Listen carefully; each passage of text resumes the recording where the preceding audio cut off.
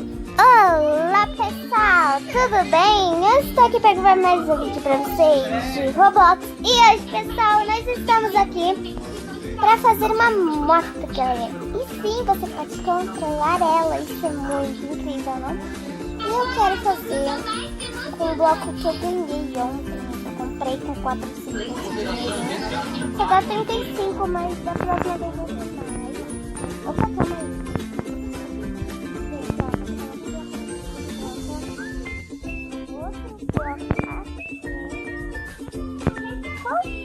Bloco, galera. Eu aprendi agora. Pessoal, se você tiver um pincelzinho, você pode pintar. Se você não tiver, você não pinta. Mas fica bonitinho assim, pinta, né, galera? Aí.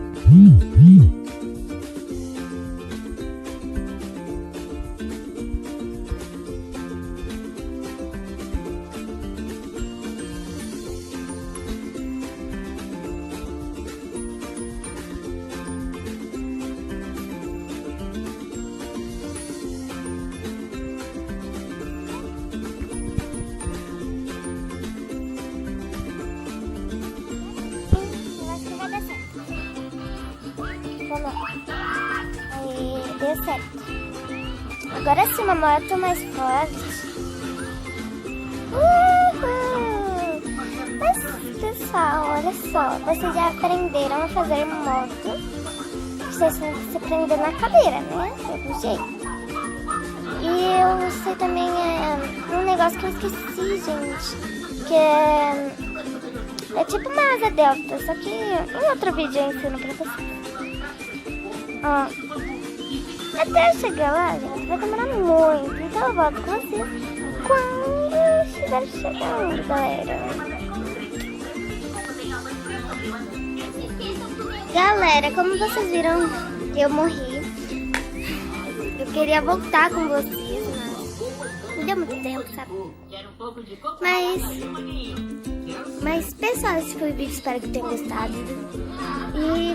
E joguem esse jogo, ele é muito legal. E façam a moto, porque ela é muito legal, dá pra você controlar e ganhar dinheiro. Tchau, tchau, pessoal.